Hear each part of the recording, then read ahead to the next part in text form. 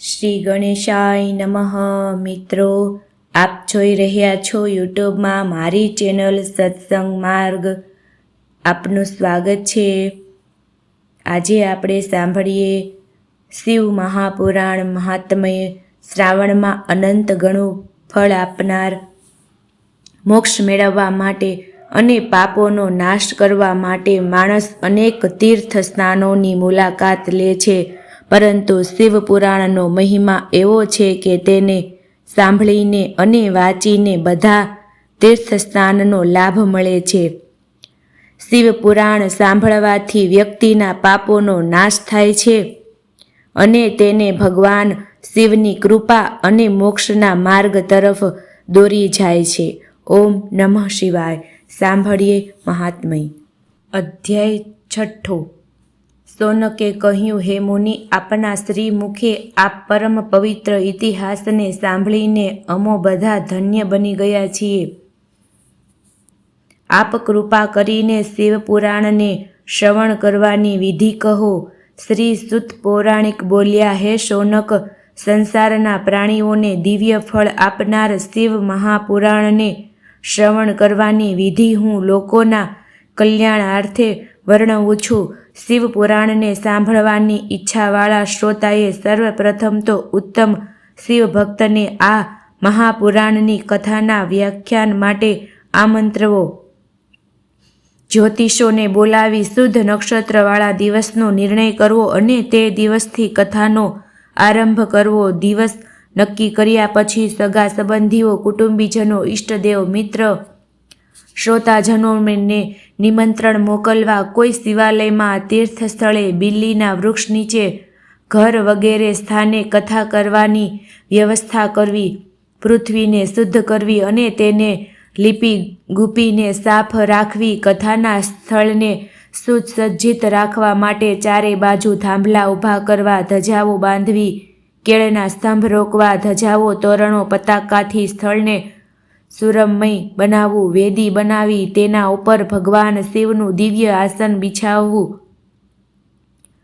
શ્રોતાજનો સુખપૂર્વક બેસી શકે તે માટે સુંદર આસનો બિછાવવા, જેથી કથા શ્રવણ કરતા તેમને સહજ પણ શ્રમ ન થાય.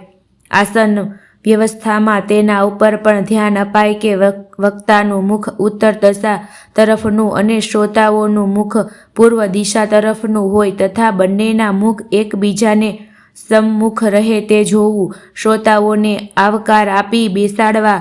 પુરાણના આરંભ કરતા વક્તાએ પોતાની સમસ્ત ચિંતાઓનો ત્યાગ કરવો અને પોતાના હૃદયમાં જોડી દેવું. કથાનો પ્રારંભ કરતી વખતે જ્યારે વક્તા વ્યાસાસન ઉપર બિરાજે તો કથા સમાપ્ત થાય ત્યાં સુધી કોઈને નમસ્કાર ન કરે.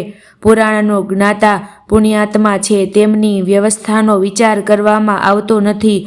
પૌરાણિક બધા જ લોકોમાં શ્રેષ્ઠ છે, તેઓને બધા લોકો વંદે છે. પ્રાણી જ્યારથી જન્મ લે છે ત્યારથી ગુણો પ્રમાણે તેના કેટલાય ગુરુઓમાં ગુણી અને ધર્મનું જ્ઞાન કરનાર ગુરુ શ્રેષ્ઠ હોય છે. તે ઉપર પણ જે પુરાણ સંભળાવે છે તે સર્વે શ્રેષ્ઠ છે. પૌરાણિક જીવ કરોડો જન્મના પાપોને નષ્ટ કરીને મહામુક્તિ અપાવે છે. તેથી પુરાણને વાંચનાર ઉત્તમ સાત્વિક, સાધુ પ્રકૃતિ અને દયાળુ હોવો જોઈએ.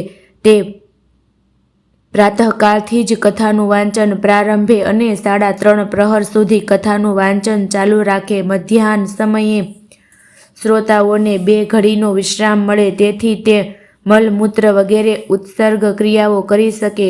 દુર્જન તથા દુષ્ટ સ્વભાવવાળા માણસોને ત્યાં આ પુરાણ કથાને ક્યારેય પણ ન વાંચે. જે દિવસે કથાનો પ્રારંભ કરવાનો હોય તે અગાઉ ક્ષૌરકર્મ વગેરે કરી લે. કથા સમયે પોતાના નિત્ય કર્મો સંક્ષેપમાં કરવાના રાખે. વક્તાની સહાય માટે સંદેહોનું નિવારણ કરનાર ચતુર પંડિત વક્તાની પાસે બેસાડવો. કથાની નિર્વિઘ્ને સમાપ્તિ થાય તે માટે પ્રારંભમાં જ ગણેશ પૂજન કરવું. શ્રી ગણેશ પૂજન પછી ભગવાન શિવ તથા શિવ પુરાણની પોથીનું પૂજન કરવું. સમસ્ત શ્રોતાઓ શુદ્ધ હૃદયથી શિવ ભક્તિમાં લીન બની શિવ મહાપુરાણની કથાનું શ્રવણ કરે.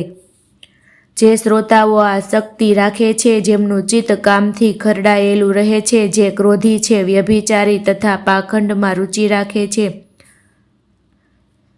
તથા આ કથાના પુણ્યને પ્રાપ્ત કરતા નથી, જે પ્રાણીઓના પોતાના ઘર, અર્થ, પુત્ર વગેરે સમસ્ત સાંસારિક ચિંતાઓનો ત્યાગ કરીને એકાગ્ર ચિત્ત કરીને પોતાના મનને કથામાં લગાવે છે, તે જ એના શ્રેષ્ઠ ફળને પ્રાપ્ત કરે છે. સમસ્ત પ્રકારથી પોતાના મનને વશમાં કરીને જે એકાગ્ર ચિત્તે કથાને શ્રવણ કરે છે, તે જ પુણ્યને પ્રાપ્ત કરનાર છે. જે પ્રાણી ભક્તિ ભાવનાનો ત્યાગ કરીને તેને સાંભળે છે અને કથા શ્રવણ કરવાથી કોઈ ફળ પ્રાપ્ત થતું નથી, તે જન્મ જન્માંતરમાં દુઃખ પ્રાપ્ત કરે છે. જે શ્રોતા પુરાણના પૂજનમાં યથાશક્તિ ભેટ કર્યા વગર આ કથાનું શ્રવણ કરે છે, તે મૂર્ખ છે, તેને હંમેશા દૂષિત જ સમજવા જોઈએ. જે પ્રાણી કથાના સમયે અન્યત્ર ચાલ્યા જાય છે, તેની સંપત્તિ આધિ વ્યાધિમાં નષ્ટ થઈ જાય છે. જે મનુષ્ય કથાના સમયે ખાનપાન ખાય છે, તેને નરકના યમદૂતો પોતાની જ વિષ્ઠા ખવડાવે છે. જે કથાને ઊંચા આસન ઉપર બેસી સાંભળે છે, તે લોકો નરક યાતનાઓને ભોગવી કાગડા બને છે. આજ જે આસન કે ખુરશી ઉપર બેસી તથા સાંભળે છે, તે નરકમાં જઈને વિષ વૃક્ષ બને છે. જે વક્તાને પ્રણામ કર્યા વગર જ કથા સાંભળે છે, તે નરક ભોગવીને અર્જુન વૃક્ષ થાય છે. જે લોકો સૂતા સૂતા કથા સાંભળે છે, તે નરક પછી અજગર થાય છે. જે વક્તાની બરાબર આસન ઉપર બેસીને કથા સાંભળે છે, તે ગુરુ શૈયા ઉપર ચઢવાનું પાપ લાગે છે. પગ બાંધીને કથા સાંભળનાર માણસોના સંતાનો પાપી તેમજ કુલ દૂષક હોય છે. વક્તા કે કથાની નિંદા કરનાર નરક ભોગવીને કૂતરા થાય છે. કથા ચાલતી હોય ત્યારે ખરાબ વચનો ઉચ્ચારે છે, તેને ગાંધર્વ થાય છે. આ કથાને ક્યારેય સાંભળતા નથી, તે નરક ભોગવીને જંગલમાં ભૂંડ બને છે. કથામાં મુશ્કેલી ઊભી કરનાર દુષ્ટ વ્યક્તિ કરોડો વર્ષો સુધી નરક ભોગવીને ગામમાં ભૂંડ બને છે. તેથી શ્રોતા અને વક્તા બંનેની પ્રસન્નતાપૂર્વક કથા કહે છે તેમજ સાંભળે. વિઘ્નોના નાશ માટે હંમેશા પ્રથમ શ્રી ગણેશજીનું પૂજન કરે. નિત્ય ક્રમ સંક્ષેપમાં પતાવે. નવગ્રહ પૂજન, ભદ્રદેવ પૂજન વગેરે કરે. નિત્ય વિધિપૂર્વક શિવ પૂજન તથા પુસ્તક પૂજન પણ થાય. પૂજન પછી ભક્તિથી હાથ જોડીને પુસ્તકની શિવ રૂપ જાણી સ્તુતિ કરવામાં આવે. હે પુરાણ દેવ, આપ સાક્ષાત મહેશ્વર છો, પ્રત્યક્ષ છો. શ્રવણના હેતુ માટે સ્વીકૃત થઈને મારાથી તમે સંતુષ્ટ થાવ. હું સંપૂર્ણ કથાનું શ્રવણ કરું તેવા મારા મનના મનોરથ આપ પૂરા કરો. હે શંકરજી, હું આપનો દાસ છું, ભવસાગરમાં પડ્યો છું, કર્મરૂપી મગરથી જકડાયેલો હું દીન છું, મારો ઉદ્ધાર કરો. આ પ્રમાણે શિવ પુરાણની સ્તુતિ કરવી, નમ્રતાપૂર્વક વ્યાસજીની પૂજા કરવી. શિવ પૂજાની વિધિથી પુષ્પ, વસ્ત્ર, અલંકાર, ધૂપ, દીપ વગેરેથી વક્તાનું પણ પૂજન કરવું. તેમની આગળ શુદ્ધ ચિત્ત થઈને પુરાણની સમાપ્તિ સુધી પ્રયત્નપૂર્વક નિયમ ધારણ કરવો. વક્તા રૂપ વ્યાસની પ્રાર્થના કરવી કે આપ જ શિવ કથાના વિશારદ તેવા પરમ જ્ઞાની શ્રી વ્યાસરૂપ છો. આ કથાના જ્ઞાનથી મારું અજ્ઞાન દૂર કરો. તે શિવ પંચાક્ષર મંત્રને ભક્તિથી જપતા રહેવું. આ જ કથાની શ્રવણની વિધિ, વક્તા, શ્રોતા વગેરેના લક્ષણ છે. અધ્યાય 7મો. કથા સાંભળનાર વ્રતી માટેના નિયમો. સોનકજી બોલ્યા, હે શુદ્ધ પુરાણિક, આપે પરમ પવિત્ર કથાની વિધિ તો સંભળાવી, તે હવે આપ કૃપા કરીને શિવ પુરાણને સાંભળવાનો નિયમ લેનાર વ્રતી માટેનો નિયમ કહી સંભળાવો.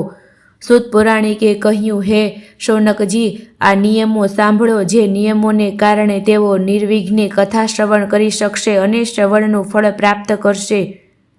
નિયમપૂર્વક દીક્ષા વગરની કોઈ પણ વ્યક્તિને કથા શ્રવણનો અધિકાર નથી. તેથી શ્રોતાએ પહેલા વક્તા પાસેથી દીક્ષા લેવી. વ્રતીએ બ્રહ્મચર્ય પાળવું, ભૂમિશયન કરવું, પત્રાવલીમાં ભોજન લેવું, કથાની સમાપ્તિ પછી જ ભોજન કરવું, કથાની સમાપ્તિ સુધી ઉપવાસ કરવો તથા એક સમય ભોજન કરવું, શુદ્ધ મનથી શિવ પુરાણને સાંભળવું, ઘી, ફૂલ, ફળાહાર અથવા એક સમય ભોજન કરી કથા શ્રવણ કરવી અથવા એકવાર ખીરનું ભોજન કરી શકાય, જેથી કથામાં વિઘ્નોનો ભય રહે નહીં તેવો ખોરાક જેવો કે સ્વાદિષ્ટ મિષ્ટાન, દ્વિદળ અન્ન, ચોળા મસૂરની દાળ, ટાઢું કે વાસી અન્ન, રીંગણ, કાલી, ગળું, મૂળા, કોળું, નાળિયેર અને કોઈ જાતના મૂળિયા ન ખાવા, ડુંગળી, લસણ, હિંગ, ગાજર અને નશાવાળી વસ્તુઓનો ત્યાગ કરવો, કામાદિષ્ટ વિકાર,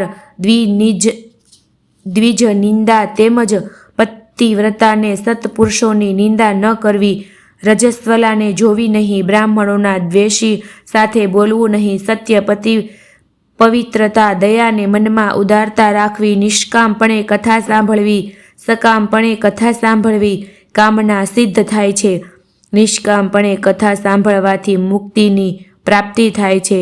દરિદ્રી, ક્ષયરોગી, પાપી, નિર્ભાગી, નિસંતાન પુરુષ આ કથાનું શ્રવણ કરે, 7 પ્રકારની વિદ્યા, દુષ્ટ સ્ત્રીઓ અને જેમને ગર્ભસ્રાવ થઈ જાય છે તેવી સ્ત્રીઓએ પણ આ ઉત્તમ કથાનું શ્રવણ કરવું. હે મુનિ, સ્ત્રી અને પુરુષ બધાને કથા સાંભળવી.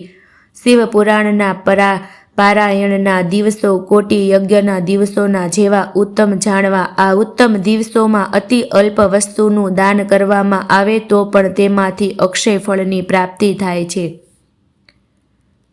આ પ્રમાણે વ્રત વિધિ કરીને પૂર્ણ આનંદમગ્ન રહી ઉત્તમ રીતે ઉત્થાપન કરવું. ફળની ઈચ્છાવાળાએ આ ઉત્થાપન વિધિ 14ને દિવસે કરવી. નિર્ધન શિવ ભક્તોની પાસે ઉત્થાપન વિધિની અપેક્ષા રાખવામાં આવતી નથી, કારણ કે તે શિવના નિષ્કામ ભક્તો છે. તે શ્રવણ માત્રથી જ પવિત્ર થાય છે. આ પારાયણના યજ્ઞોત્સવની સમાપ્તિ વેળાએ ભક્તોએ પૂજા અર્ચન વિધિ કરવી. શિવ પૂજનની તેમજ પુસ્તકનું પૂજન કરવું. પછી વક્તાની વિધિપૂર્વક પૂજન થાય. પુસ્તકના આચ્છાદન માટે રેશમી નવું વસ્ત્ર તેમજ તેના બંધન માટે રેશમી દોરી આપવી. જે લોકો આ પુરાણને માટે રેશમી દોરી તથા નવીન વસ્ત્રો આપે છે તે લોકો યુગોના યુગો સુધી નાની તેમજ સંપત્તિથી યુક્ત થાય છે. કથાના વક્તાને અનેક પ્રકારના વસ્ત્રાભૂષણ, દિવ્ય પાત્રો, આસન માટે કામળો, મૃગચર્મ, રેશમી વસ્ત્રો, પાટ વગેરે આપવા. જે આ પ્રમાણે આપે છે તેઓ સ્વર્ગમાં પહોંચીને મનોવાંછિત ભોગોને ભોગવીને બ્રહ્મલોકને પ્રાપ્ત થાય છે. ત્યાં 1 કલ્પ સુધી નિવાસ કરી તેઓ શિવલોકમાં જાય છે. વક્તાની સાથે બેઠેલા પૌરાણિકનું પણ આ જ રીતે પૂજન કરવું. બ્રાહ્મણોને અન્ન, ધન વગેરે આપી તેમનો સત્કાર કરવો. નૃત્ય, ગીત વગેરે દ્વારા મહાન ઉત્સવ કરવો. શ્રોતા જો વિરક્ત હોય તો બીજા દિવસે રામચંદ્રજીને શંકરે કહેલી ગીતાનો પાઠ કરવો. જો તે ગૃહસ્થી હોય તો કર્મની શાંતિને માટે હોમ કરવો. તે હોમ રુદ્ર સંહિતાના દરેક શ્લોકથી, ગાયત્રીથી અથવા શિવ પંચાક્ષર મંત્રથી કરવો. નાના મોટા દોષોની શાંતિ માટે ભક્તિપૂર્વક શિવ સહસ્ત્ર નામનો પાઠ કરવો. આને લીધે સુફલ થાય છે. 11 બ્રાહ્મણોને મધ તથા ખીરનું ભોજન કરવામાં આવે. દક્ષિણા આપવામાં આવે. જો શક્તિ હોય તો 12 તોલાનો સોનાનો સિંહ બનાવીને દાન આપવામાં આવે. દાનના પ્રભાવથી તેમજ શિવના અનુગ્રહથી મનુષ્ય પાપોમાંથી મુક્તિ મેળવે છે. આ પ્રમાણે કરવાથી શિવ પુરાણ ભક્તિ મુક્તિની સાથે સંપૂર્ણ ફળ આપનારું થાય છે. હે શૌનકજી, આ શિવ પુરાણનું મહાત્મ્ય છે. મેં તમને સંભળાવ્યું. હવે તમારી શું સાંભળવાની ઈચ્છા છે? શિવ પુરાણોક્ત પુરાણોનો મુગુટમણિ છે.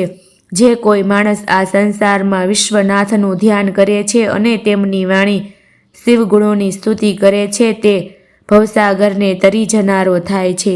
ઇતિ શ્રી શિવ મહાપુરાણ મહાત્મ્ય સંપૂર્ણ. શ્રી શિવ અર્પણમસ્તુ.